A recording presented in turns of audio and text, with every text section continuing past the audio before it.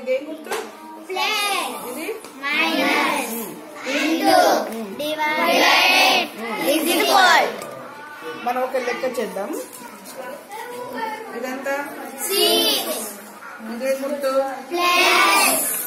ఇదంతా 4. ఇది is equal. 6 plus 4. 6 plus చేస్తే ఎంత? కుడికి చేస్తే 10. ఓకే, ప్లస్ చేస్తే 10 వచ్చింది. కానీ ఈ ప్లస్ ప్లేస్ లో మైనస్ పెడదాం. ఏమొస్తుంది చూద్దాం.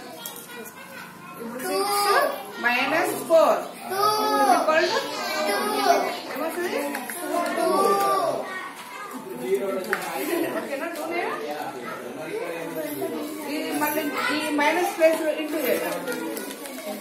6 4 24.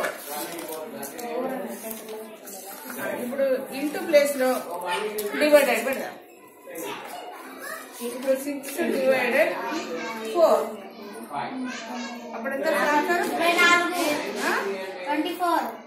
24 వస్తుందా? ఓకే, డివైడ్ చేసి ఇంటూ చేసి 6